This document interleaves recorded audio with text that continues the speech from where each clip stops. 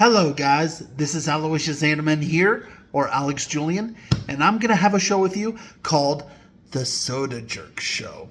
It will be a drink show in which I show you how to make drinks or what possible ways you can make drinks on. So here's the show. Let me show you. Okay, so now you're probably wondering what all this stuff is here. And maybe you are a little bit thirsty. And for that reason, maybe I could get this bucket of ice. And with this bucket of ice, I could get out some ice cubes here.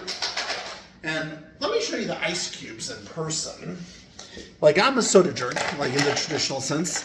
Like, I could show you like individual ice cubes, as in like, there's an ice cube, and like here's an ice cube. And you could also get out ice cubes with this.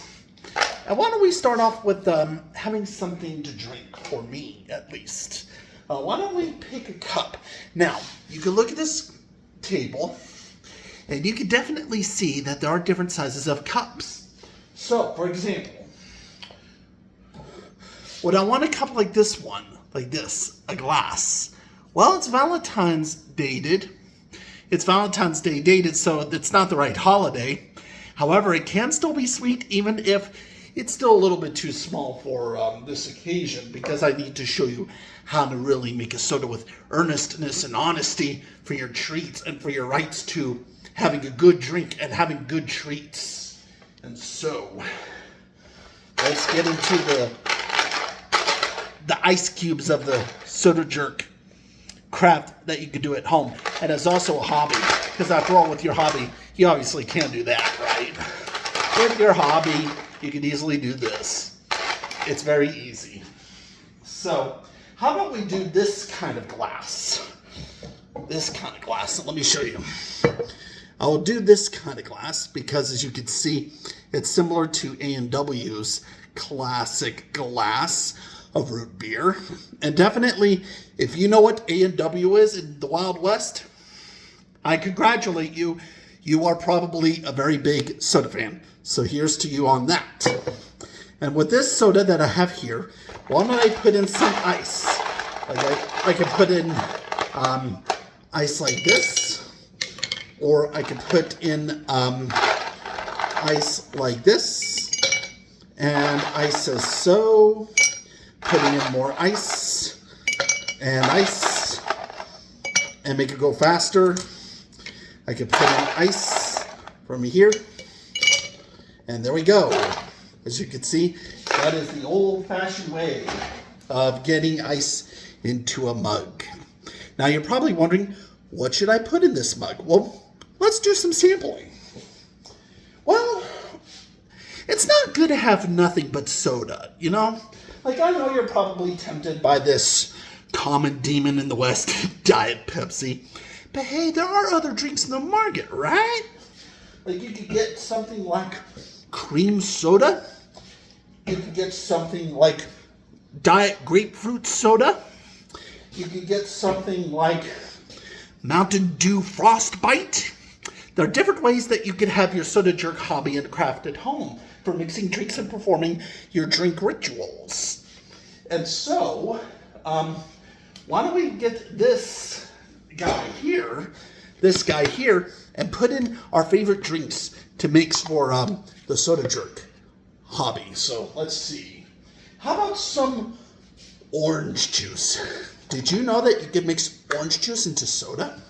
And with this jar here, this jar is empty, and I could put drinks in here to mix for fluids. So let's put in some orange juice.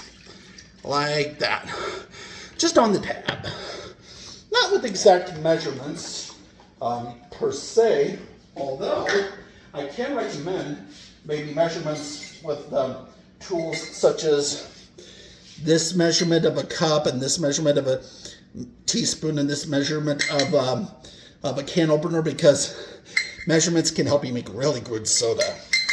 So keep that in mind. And let's see, what else should we put in with this orange juice? Well, let's see. How about some half and half? We could put some half and half in it to make the diet soda taste good. So let's put in some half and half. just like that, just a tab. Nothing too much. And that should make it taste really, really, really good. Or if you are a little bit adventurous in the fruit category, you could also get a can of chunky mixed fruit. And you could open up the can just a little bit and pour liquid from it. Like that, see? And you could pour liquid from it and have fruit later, and you can mix some of the syrup and everything, the juice from this can of mixed canned fruit, and have something of a wonderful soda in the making. And maybe even add some pieces of fruit if you wish to. So, with that in mind, let's get on to making the next soda for me, or for you if you follow this recipe exactly. No, you don't need to follow the recipe exactly, but look, this is the Soda Jerk Laboratory. This is the wonderful place where you can make drinks and interesting stuff. And so in this laboratory, why don't we go ahead and have something else like Mountain Dew Frostbite. I think that should make the plain fruits of this orange juice drink taste even better. So put in it, pour in some soda. Pour in some soda, but not too much. I like to save some for my friends, especially if I split cans between friends. And definitely you could open a can of soda and you could share liquids between friends and you don't have to drink the whole can yourself. So yeah, don't be a soda jerk who feels like you always have to drink the whole thing. Yeah, that's a soda jerk thing. Don't do that. Yeah, especially if you take soda jerk out of context in that category. So, why don't we next go with some cream soda that I have here. You know, cream soda. So put that in just a little bit, not too much. And save that for another friend. And to top things off, why don't I have some Diet Pepsi, like so, and some grapefruit soda, like I have here, Diet Grapefruit Soda. And we can even add, with my recipe here, a little bit of fruit punch, just 0-calorie fruit punch, and mix that into this container here. And so, just a little tab. Just a little tab. I like tabs when it comes to soda crafting and soda jerking, because it makes the soda hobby more interesting. And you can see the liquids here. See the liquids here? And I put it into this container, and I just shake it around. I just tilt it around like this. Gently mix the soda just by whirling it. Not shaking it, just whirling it, tilting it, making it really good and everything. And with that in mind, why don't I take this glass of ice and pour my drink. Oh yeah, that makes a difference, huh? That does not look like normal soda at all. No, no. That's why you got to be careful of how you really make your soda. And this, children and adults, is the proper way of how to make a soda at home. Now, what should we call this soda? This is a soda with no name, which is often my favorite in the Wild West of California, Arizona, and Nevada. And to that, I give you a toast on this marked 1.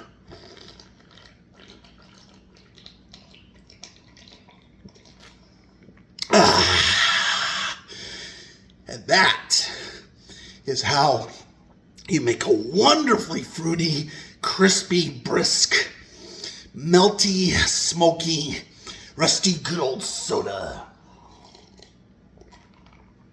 A soda with no name.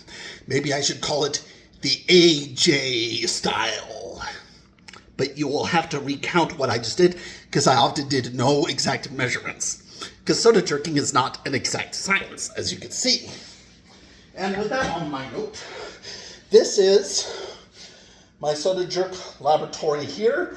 And you can have things at your table or your kitchen island like fruit smoothie. You can have things at your Soda Jerk island like aloe vera. I love aloe vera, especially when I'm athletic on a diet.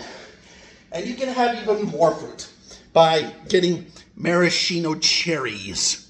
These are very good, especially if you want to make a banana split or a nice root beer float. And with that in mind, I give this toast to you on a separate glass. Why don't I just get ice on this little puppy here. Ice on this puppy here. And I'll do a separate toast of just like, let's say, diet grapefruit soda. Like this. Diet grapefruit soda. You can do one if you want. Just make sure it's really good. And with diet grapefruit soda, this is my toast to you on how to perform a soda jerk show and how to make it good on the soda drinking hobby and craft.